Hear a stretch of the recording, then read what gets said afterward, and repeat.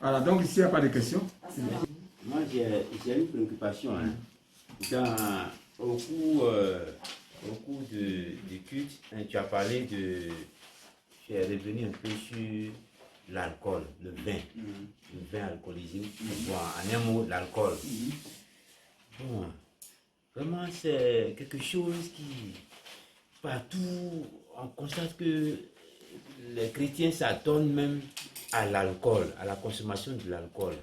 Bon, moi, sincèrement, je voudrais que ce soir-là, tu nous éclaires davantage sur ce que dit la Bible. Et toi-même, en tant qu'homme de Dieu, qu'est-ce que toi-même tu penses même de ceux des chrétiens qui boivent? Regardez, quand il dit que l'adoration a commencé dans le désert, c'est là-bas que ça a commencé, par le tabernacle. Donc aujourd'hui, là, les gens n'ont pas une image du tabernacle, donc ils ne peuvent pas comprendre ce qu'on doit faire aujourd'hui. Si on ne t'explique pas ce que c'est que le rôle du tabernacle, tout ce que nous sommes en train de dire là, tu ne vas pas comprendre. Donc tout pasteur doit faire une étude approfondie sur le tabernacle. Il ne connaît pas le tabernacle, tu prêches quoi? Prêches quoi? Le tabernacle, c'est là-bas que l'adoration de Dieu a commencé dans le désert. Donc il faut maîtriser le tabernacle. Le tabernacle, c'était un temple portatif, c'était un temple démontable avant qu'on arrive dans le pays promis. Donc notre pays promis, c'est le ciel. Donc sur la terre, on porte aussi un temple portatif qui est qui? Qui est notre corps. Alors, donc un temple portatif qui est notre corps. Donc on porte notre temple comme ça. Alors dans l'Ancien Testament, quand vous lisez Lévitique chapitre 10, verset 8, verset 8, vous avez lu ça. Donc ce lieu-là, ce lieu était consacré à Dieu. Voilà. Donc on ne pouvait pas entrer dedans pour boire. Si tu buvais, ceux qui disent qu'on boit, là, bon, ils ont une méconnaissance du tabernacle. C'est tout ça. Ils arrêtent au Nouveau Testament et disent, mais c'est écrit où on doit boire. Il n'y a pas un verset qui nous dit qu'on va boire. Dans la Bible, tu ne vas pas voir cigarette. Il n'y a pas de cigarette dans la Bible. Il n'y a pas de cigarette dans la Bible. Mais pourtant, un chrétien ne doit pas fumer. Il n'y a pas de tabac dans la Bible. Bon, s'il y a des passages, peut-être que je n'ai pas encore vu. Il n'y a pas de cigarette dans la Bible. Je n'ai jamais vu cigarette. En ce moment-là, il n'y a pas de société qui fabriquait cigarette. Donc, il n'y a pas de cigarette dans la parole de Dieu. Mais un chrétien qui voit que ça nuit à sa santé, il ne boit pas, il ne fume pas. Regardez un peu. Lévitique chapitre 10, verset 8. Lévitique 10, verset 8. Le Seigneur dit à Aaron. Le Seigneur dit à Aaron. Toi et tes fils. Toi et tes fils. Ne buvez ni vin. Ni vin. Ni autre boisson alcoolique. Ni autre boisson alcoolique. Alcoolique. Avant d'entrer dans la tente de la rencontre. Voilà. Donc, le tabernacle, là, avant d'entrer là-bas, là, on ne buvait pas le vin alcoolisé. Parce que c'était un temple mis à part pour le Seigneur. C'était un temple consacré pour Dieu. Maintenant, les conséquences. Vous attireriez la mort sur vous. La mort sur vous. Donc, ça veut dire quoi? Quand tu bois un vin alcoolisé, que tu rentres dans ce temple mis à part, consacré pour le Seigneur, tu vas attirer la mort sur vous. Tu allais mourir. C'est une que vous et vos descendants devrez observer en tout temps. En tout temps. Ça, c'était au temps de la loi. Tout temps. Voilà. Maintenant, continuons encore. Verset 10. Ne buvez pas non plus lorsque vous devez décider si une chose est sainte ou profane. Tu vois, non? Tu vois, tu vas les juger comment tu as fait. Tu vois? Donc, si tu bois là, tu ne vas pas savoir la différence entre ce qui est bon et vil. Tu vois? Tu ne vas pas savoir la différence. Tu vas mélanger les choses. Un homme qui est ivre, il va dire Dieu lui a parlé alors qu'il est sous le feu de l'alcool. Un grand homme de Dieu qui est sous le feu de l'alcool. C'est démoniaque. Ça c'est dit de boire un peu. Je viens. On dit, ne bois même pas le vin alcoolisé. Tu vois? Le vin alcoolisé. Ou impur. Verset 11.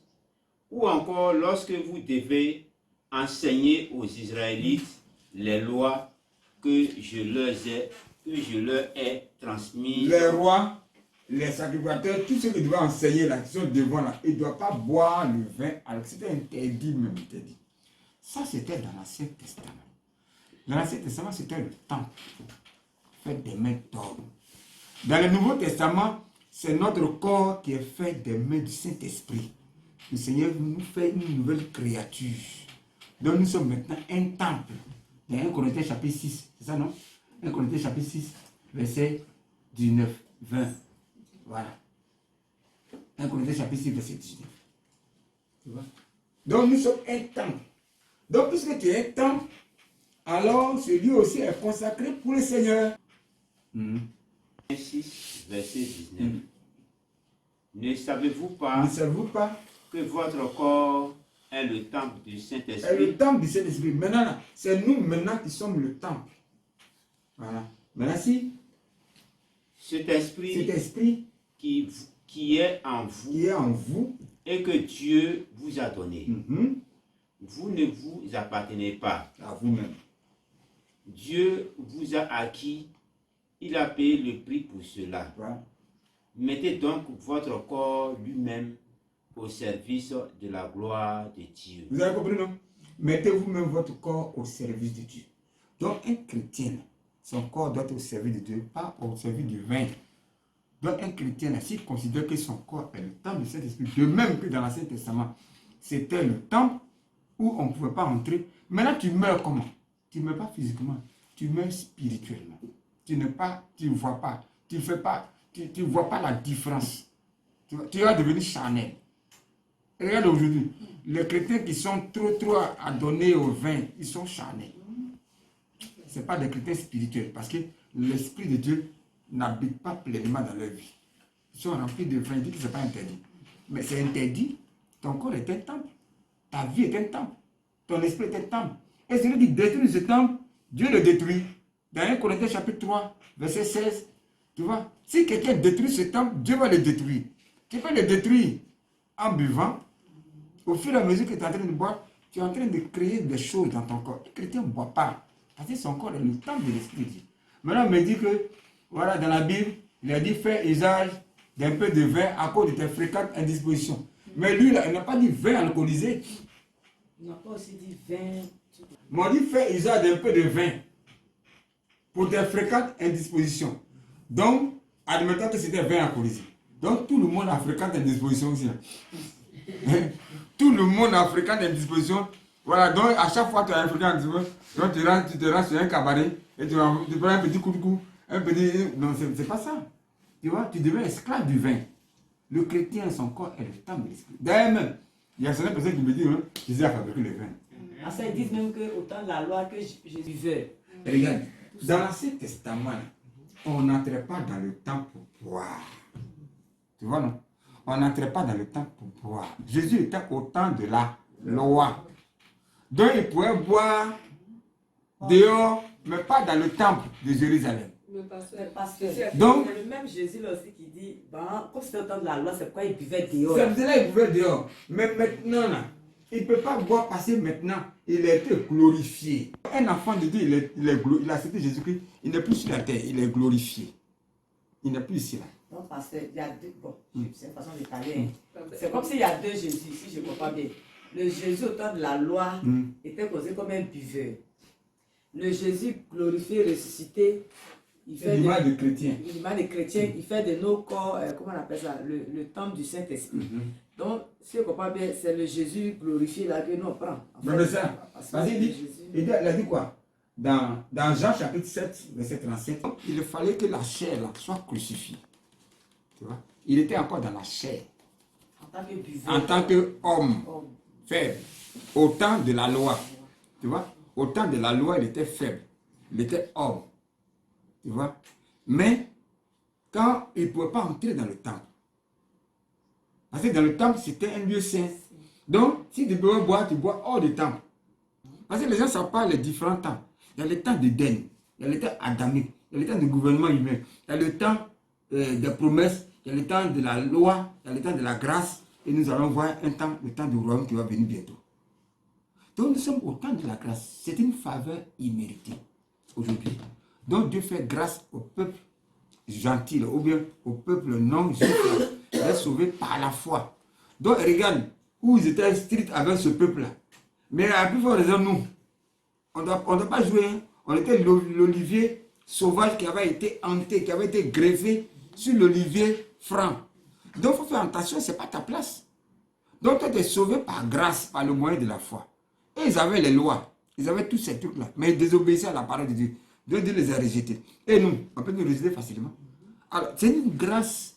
On t'a donné de pouvoir venir au ciel par grâce, par le moyen de la foi. Tu joues. Vas-y. Or, eux, là, ils sont sauvés à cause de leur père. À cause de la promesse que Dieu a faite à leur père. S'ils jouent encore, regarde comment ça se passe. Donc, un chrétien, là, son corps est le temple de l'Esprit de Dieu. Au temps de la loi, là, les gens ne pouvaient pas boire dans la présence de Dieu. Tu pouvais boire hors du temps. J'ai donné l'eau en vin, là. C'est vin alcoolisé ou bien non alcoolisé? C'était 20. Attends, je vais t'expliquer. Dans Jean chapitre 2. Dans Jean chapitre 2, il est écrit quoi? Jésus a été invité aux noces. Ils ont invité Jésus aussi. C'est-à-dire que ce n'était pas très important. On l'a invité aussi. Il va aux noces, le vin manque. Et quand le vin manque, alors qu'est-ce qu'il fait? Marie s'approche de Jésus pour dire il n'a plus de vin. Et qu'est-ce que Jésus va dire à Marie? Il dit, qui a-t-il entre toi et moi? Femme, ce n'est pas à toi de me dire ce que je dois faire. Et il mettait Marie à sa place. Marie ne savait pas que c'était le Fils de Dieu qui était là. Il prenait Jésus comme son fils. Aujourd'hui, les gens élèvent Marie. Non. Marie, au temps de la loi, là, ne reconnaissait pas Jésus comme le Fils de Dieu. Il prenait Jésus comme son fils. Donc, à chaque moment, il dit, mon fils, où t'étais? Mon fils, où t'étais? Il dit, mais ne sais-tu pas que je suis au service de mon Père? C'est-à-dire que j'ai été consacré. Tu ne sais pas qu'en Israël, les premiers-nés, là, sont mis à part pour le service de Dieu? Quand Marie se rappelle, ça dit, c'est vrai. Donc, elle n'avait pas encore été remplie de l'esprit. Le jour où elle était remplie de cet esprit, elle a pu comprendre. Ah, donc c'était le Fils de Dieu qui était là. Et puis, quand Christ est ressuscité, elle n'a pas dit, moi, je suis Marie, la mère de Jésus. Donc, je dois avoir une église. Tu n'as jamais vu Marie avec les disciples, les premiers chrétiens, faire une église au nom de Marie. Comment aujourd'hui on fait des choses là? Marie elle-même. Normalement, Marie devait avoir une église. Tu vois? Donc, Jésus était au temps de la loi. Et la loi ne permettait pas que, par exemple, qu'on n'a pas d'offrande de rachat. C'est notre thème encore. Offrande de rachat. Offrande de rachat, c'était au temps de l'Ancien Testament. L'Ancien Testament. Il fallait racheter par une somme. Donc, on faisait un dénombrement des enfants d'Israël. Donc, il fallait faire un rachat pour que tu puisses appartenir. Sinon, si tu ne donnes pas, tu mourrais. Jésus aussi a payé l'offrande de rachat en disant à Pierre, va à la mer et puis pêche un poisson. Et puis tu vas trouver un statère dans sa bouche. Tu paies pour toi, tu paies pour moi. Tu vois? Il était au temps de la loi. Mais aujourd'hui, Christ a été ressuscité, donc on ne fait plus maintenant, on ne rachète plus. On a été racheté par le sang. Elle a tout payé. Tu veux faire comment? Tu vois? Donc le temps, si tu ne sais pas les différents temps, tu vas mélanger toute la parole de Dieu. Les gens n'ont pas la connaissance de la parole de Dieu. Ou bien ils ont été mal formés auprès de leur mentor. Leur mentor ne connaissait pas la parole de Dieu. Ou bien ils ont été mal enseignés. Offrande de rachat, c'est plus maintenant. C'est au temps de la loi. Donc si tu fais offrande de rachat, pour ne pas mourir, mon ami, ça c'est une œuvre diabolique. Ça ne vient pas de Dieu. On a été racheté par le sang de Jésus. Est-ce qu'on peut revenir sur le vin? Le vin. On avait parlé de ça, vous avez ouvert la brèche sur le fond de rachat. Jésus transforme l'eau en vin. C'est l'eau en vin là, c'est le vin alcoolisé. Parce que la Bible ne dit pas vin alcoolisé, c'est pas écrit. Regarde, même la Bible dit ça. La Bible dit que ce n'était pas le vin alcoolisé. Quand vous lisez Jean chapitre 2, le vin a manqué. Quand le vin a manqué là, il dit bon, le vin a manqué. Il dit bon, remplissez les jarres. Ils vont remplir les jarres et puis devant eux, ils prennent l'eau comme ça. Au moins, ils prennent l'eau, en même temps, c'est transformé en vin. Mais regarde l'ordinateur du repas. Il va dire quoi? Il dit mais comment? D'où vient ce vin? Il dit après que nous, après qu'on s'est enivré, tu vois? Donc ils ont bu le vin alcoolisé. Il dit après qu'on s'est enivré, vient maintenant le bon vin. Le bon vin n'énivre pas. Le mauvais vin, c'est un vin gâté, fermenté.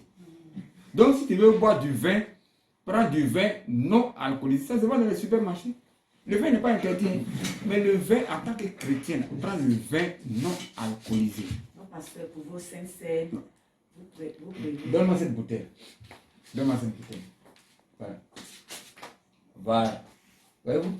Donc ça là, ça se vend dans les supermarchés. Ça se vend dans les supermarchés. Donc, il faut acheter du vin non alcoolisé. En Israël, on coupait le vin. On coupait le vin. C'est-à-dire quoi? On met l'eau dessus. Et puis maintenant, la dose la diminue. On met l'eau chaude dessus. On coupait le vin en Israël. Bon. Le vin là, c'était pour ceux qui allaient périr. La Bible nous dit que c'est pour ceux qui vont périr. Ça dit quoi? Toi qui dois mourir là. Voilà. Il fallait qu'on te donne le vin alcoolisé. C'est ce qu'il voulait donner à Jésus. Il a refusé. Voilà, non. Pour ne pas que tu sentes. Dans les brigands, les gens de mauvaise vie, là, on leur donnait du vin. Donc Jésus à la croix, ils ont mélangé le vin avec la drogue pour lui donner. Pour ne pas qu'il puisse mourir, pour lui sente les trucs. Il dit non. Il a enlevé ça. Il dit il faut que je meure de la vraie mort. Naturellement. Donc le vin était réservé pour les personnes qui avaient péri. D'ailleurs, même la loi lui dit que vraiment, ceux qui buvaient le vin, la loi condamnait ceux qui boivent le vin pour s'en délivrer en Israël. C'est ce que dans la parole de Dieu. On n'a pas assez de temps, sinon on allait vous montrer toutes ces personnes, tous ces passages. Donc, le vin est interdit par un enfant. Il dit, ne vous énivrez pas de vin, c'est de la débauche. La débauche, on va dire, tu vas trop loin. Enivrant, le vin enivrant, c'est bien. Mais soyez au contraire remplis de l'Esprit de Dieu. Ne vous enivrez pas de vin. Un chrétien n'est pas charnel. Il est spirituel. Alors que le Seigneur vous bénisse. Rapidement, s'il y a des questions. Vous avez dit tout à l'heure que le chrétien est spirituel, était un homme spirituel. Dans le développement du thème sur la consécration, vous avez insisté sur ce qu'on a appelé les sacrifices spirituels. Voilà, donc on voulait, puisque on dit on a autant de la grâce qui est plus spirituelle. Vous parlez de sacrifice. Bon, Jésus a déjà tout payé à la croix. Pourquoi parler encore de sacrifice? Voilà. Bon, nous sommes des sacrificateurs. Le mot sacrificateur veut dire prêtre. Celui qui offre des sacrifices. Maintenant, on offre quel sacrifice? Des victimes spirituelles. Donc avant, on venait pour offrir des animaux. Mais dans le Nouveau Testament, c'est des victimes spirituelles. C'est des victimes spirituelles. Ça dit quoi? Par exemple, ta vie. Quand il lit Romains chapitre 12, verset 2, on dit, offrez-vous comme un sacrifice vivant, saint, agréable à Dieu. Tu vois? Donc tu viens maintenant pour offrir des victimes spirituelles, ta manière de servir Dieu. Parce que les enfants d'Israël partaient dans le désert là, pour servir Dieu. De même aussi que nous sommes dans le désert spirituel sur la terre. Voilà, le pays promis c'est le ciel, ce n'est plus la terre. Israël, leur pays promis c'était la terre. Notre pays promis c'est le ciel. Je ne sais pas si vous voyez. Donc le pays promis des enfants de Dieu, ce n'est pas la terre. Donc tout pasteur qui prêche, moi, je vois quelque chose, tu vas voir, bon, ça c'est pas un bon pasteur. Il nous emmène sur la terre. Mais un véritable homme de Dieu nous prêche les choses du ciel. Les hommes de la terre ne connaissent pas le ciel. Donc prêche un grand type. C'est-à-dire qu'un homme qui a les moyens, tu parles de le Seigneur me dit que tu vas avoir 1 million de vins, tu n'as rien fait, parce qu'il a les moyens. Ça veut dire, c'est pas une million ça. Mais dis-lui que le ciel, l'enfer, il va t'écouter. Mais il n'a jamais entendu ça. Voilà. Donc, toi qui as quitté le ciel, parce que le chrétien, c'est celui qui a été glorifié. Son âme, l'esprit n'est pas ici. C'est un homme spirituel. Mais il prêche les choses qu'il a vues au ciel par Jésus-Christ. Donc, il doit nous révéler le ciel sur la terre. Voilà. Donc, on offre maintenant des sacrifices spirituels. Ce n'est pas les victimes physiques. La Bible dit quoi? Dans 1 Corinthiens chapitre 10, verset 20. Et tout ce qu'on sacrifie maintenant, de manière physique, ce n'est plus à Dieu, mais c'est à démon. Tu te mets en communion avec les démons. Donc, on n'offre plus maintenant un sacrifice pour dire, je vais donner. Non, non, non, non. C'est des victimes spirituelles. Ça dit quoi? Toi-même, tu te tues. Tu te sépares du monde, c'est-à-dire que tu es mort au monde. Et puis maintenant, tu vis pour le Seigneur. Tu as donné ta vie maintenant pour le Seigneur. Tu as coupé avec le monde. Ça, c'est des victimes spirituelles. Tu vois? Des victimes spirituelles. Romains 12. Voilà, on va lire. Et puis, il y a encore d'autres éléments encore. Bon, quand une personne est sauvée, là, son service, c'est quoi? Il doit se donner corps et âme au Seigneur. C'est des victimes spirituelles. Deuxièmement, il doit offrir des louanges d'action de grâce. Tu vois? Hébreux, chapitre 13. Tu vois? Offrir des louanges. Vous pouvez lire, non? Dans ta version, il faut lire. Donc, Hébreux 13, verset 15. Il doit offrir un sacrifice de louange. Donc, quand tu viens à l'église, que tu n'arrives pas à louer Dieu, tu n'es pas en train de servir Dieu. Hébreux 13, verset 15. Voilà. Par lui, offrons sans cesse à Dieu un sacrifice de louange. Donc, c'est les sacrifices de louange. C'est-à-dire le fruit de lèvres. Le fruit de lèvres qui confesse son nom. Tu vois? Donc, tu as été sauvé, viens pour lui dire merci, loue-le. Tu es en train de faire un sacrifice spirituel comme ça. C'est plus maintenant physique. Tu vois? Maintenant, continue encore. Autre forme de sacrifice. 16. Et n'oubliez pas la bienfaisance. Et n'oubliez pas la bienfaisance et la liberté. Car c'est à de tels sacrifices que Dieu prend plaisir. Voilà. Donc, voici les sacrifices de liberté, de bienfaisance. C'est-à-dire que tu fais du bien à ton frère. Donc, dans l'église, tu dois chercher. Tu dois prier, dire Seigneur, où je vais donner mon argent. Par exemple, cette œuvre. Dieu te met à cœur de pouvoir venir acheter une voiture pour le pasteur. Il te met à cœur de venir donner ce. C'est ça, Dieu cherche pour te bénir. Regardez un peu. Ça a commencé dans l'Ancien Testament avec la femme de Sarepta.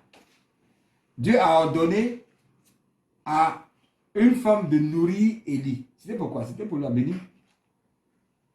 C'était pas pour la dépouiller. Les gens ne connaissent pas. Bon, c'était des sacrifices. Vraiment, ils devaient soutenir un ministère. Le ministère d'Élie.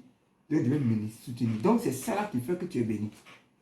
Voilà. Donc, ça, c'est la liberté, la bienfait du bien à un frère. Les sacrifices de louange. Les sacrifices sous forme de don, par exemple. Tu vas soutenir le ministère d'un pasteur. Ça, c'est les sacrifices sous forme de don.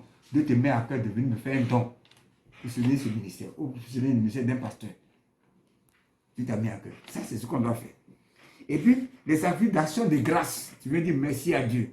Ça, c'est les sacrifices d'action de grâce. Où tu viens dire merci à Dieu pendant une année comme ça. Tu dis, bon, Dieu m'a mis à cœur, je vais faire une action de grâce. Ça, c'est les sacrifices d'action de grâce. Tu vois? Donc, toi, dans ta vie, louange, tu viens à l'église, aider un frère, sacrifice, liberté, bienfaisance, soutenir un ministère, les actions de grâce ou bien les dîmes et les offrandes. Ça, c'est le sacrifice spirituel. Voilà ce que nous devons faire aujourd'hui. Merci, pasteur. Oui. Pasteur, à vous écouter longuement, on voit en vous un homme consacré. On voit en vous un homme consacré. Vous qui avez vécu l'expérience de la consécration, quelles sont les caractéristiques qui pour nous, quand je dis pour nous, ça dit nous observateurs, comment on peut voir en telle ou telle personne, cette personne est vraiment consacrée à Dieu. Voilà. Pour qu'une personne soit consacrée, d'abord, il faut qu'il soit sauvé. Les caractéristiques d'une personne consacrée, il faut regarder s'il est sauvé, les chrétiens d'abord. On ne consacre pas une personne qui n'est pas sauvée. Aujourd'hui, on dit, toi, tu as appelé au ministère. La personne n'est pas sauvée, tu le consacres. Tu vois? Les caractéristiques d'une personne qui est consacrée, il faut qu'il soit sauvé. Il a donné sa vie à Jésus-Christ. Dieu n'appelle pas un païen. Dieu appelle son fils, son enfant pour le servir de Dieu. Donc, premier élément, il faut qu'il soit sauvé. Il faut qu'il ait une rencontre personnelle. Il faut qu'il ait vécu l'expérience du pardon de ses péchés. Il faut qu'il soit un homme repenti qui a abandonné le monde. Un païen ne peut pas diriger l'église de Dieu. Un païen ne peut pas diriger l'église de Jésus. Ce n'est pas possible.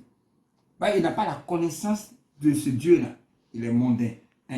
Deuxièmement, il faut qu'il soit mis à part. C'est-à-dire qu'il faut qu'il mène une vie chrétienne victorieuse. Il faut qu'on puisse voir en lui que vraiment il mène une vie chrétienne avec les autres. Il faut que les gens aient un témoignage de sa personne. Voilà.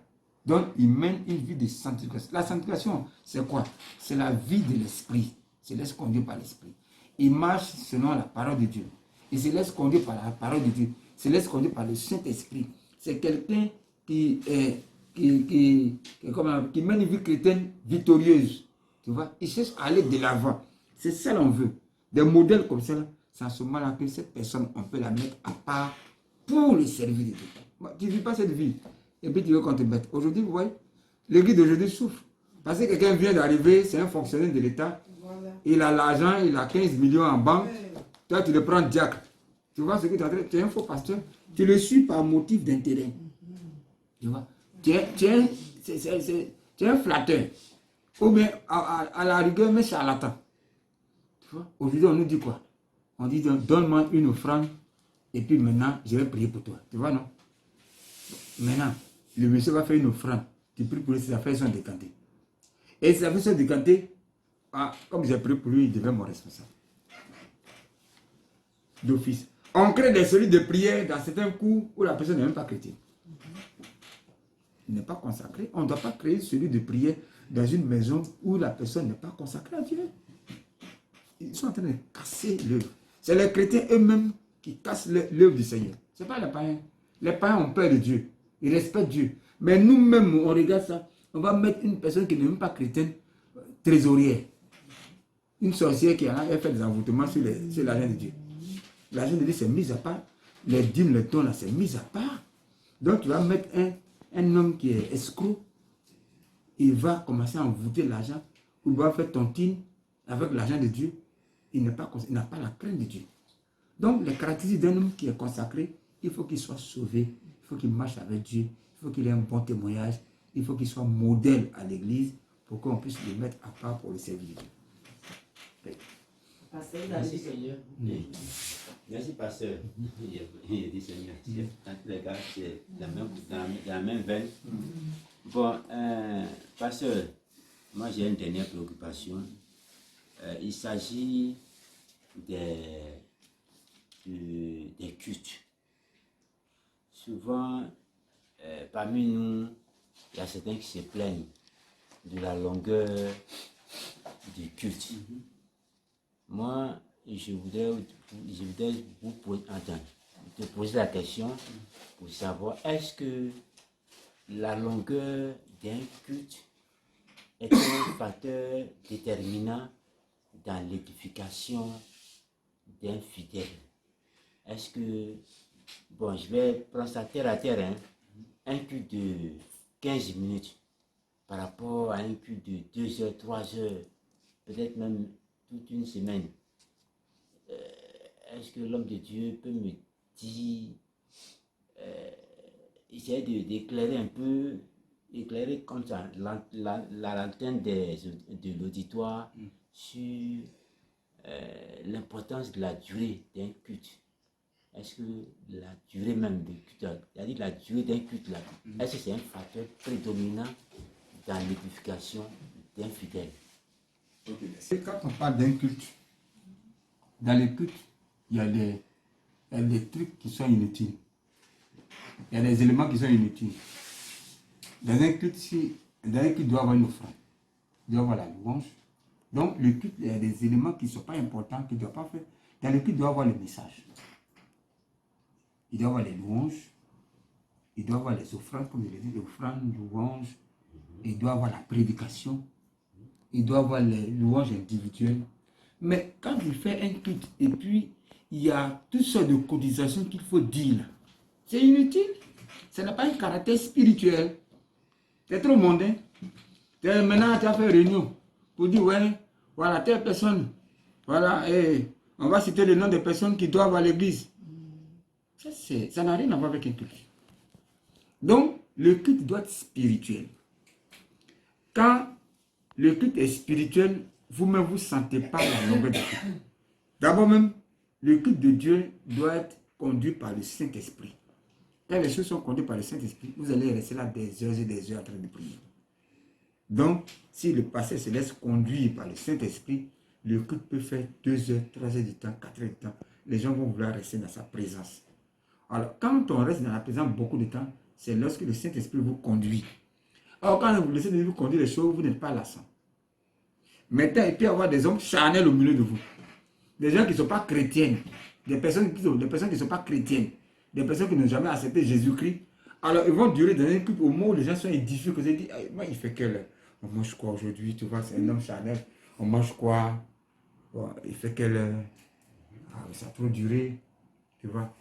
Donc, ceux-là, ils ne sont pas encore arrivés à la maturité. Pour eux, là, il faut aller doucement avec eux. Donc, il faut tenir compte de tous ceux qui sont là. Voilà. Tous ceux qui sont. Un homme qui aime apprendre, qui aime écouter la parole de Dieu, il est profond. Mais il n'est pas superficiel. Aujourd'hui, là, regarde le temps qu'on prend devant le Seigneur. Regarde le temps qu'on les gens prennent devant la télévision. Il peut regarder un film matin jusqu'au soir. Mais il s'arrête devant la télévision ou bien il s'assoit devant la télévision. de matin jusqu'au soir. Mais à côté d'un culte de Dieu, où il a dit qu'il a donné sa vie à Christ, mais il va trouver 5 minutes, ou 10 minutes, 20 minutes, 30 minutes, ça dénote son immaturité spirituelle. C'est son degré de spiritualité. Ce n'est pas un homme spirituel, ce n'est pas un homme mature. C'est pas un homme qui a abandonné le monde. Tu vois, il s'est donné entièrement au Seigneur.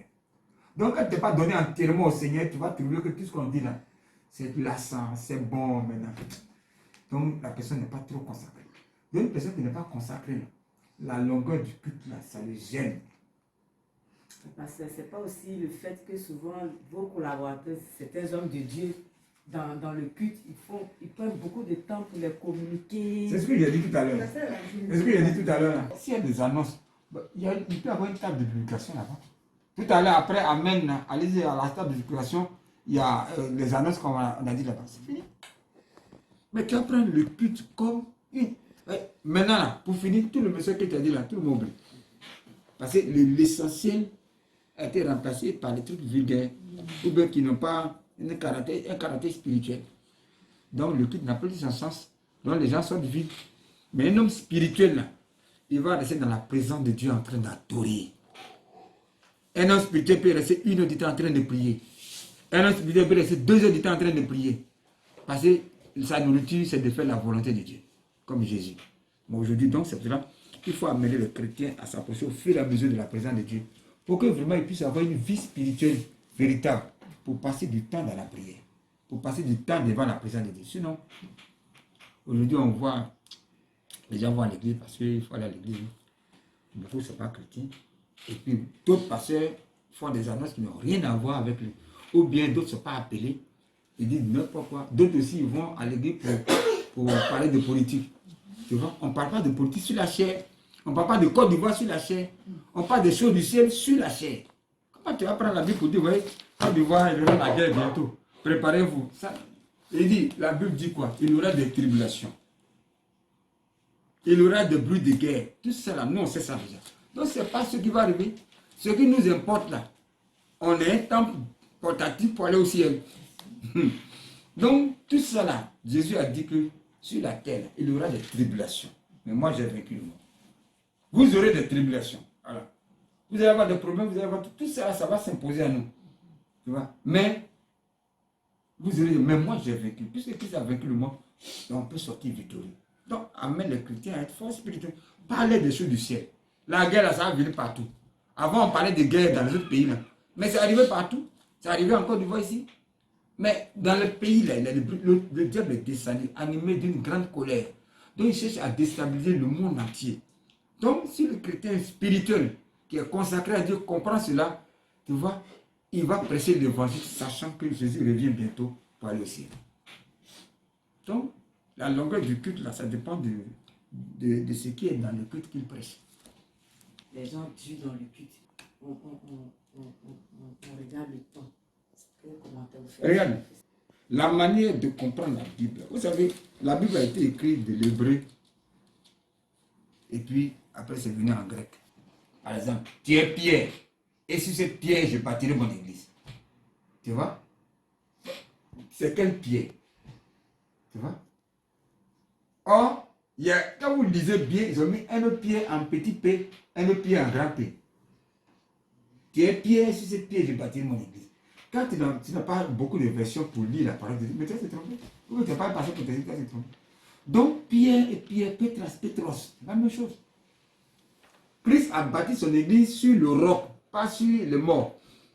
Il n'a pas bâti son église sur l'apôtre Pierre. Il a bâti son église sur lui-même, qui est ressuscité des morts. Donc Christ est vivant. Donc l'église de Jésus-Christ n'est pas bâtie sur les morts. Donc on n'adore pas les morts.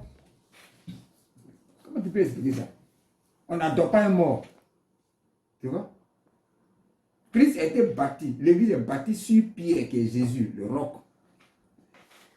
Le roc. Jésus est le roc, la pierre de l'âme. Donc c'est à partir de lui qu'on bâtit notre vie. Alors, tu vois, comment vous pouvez expliquer ça?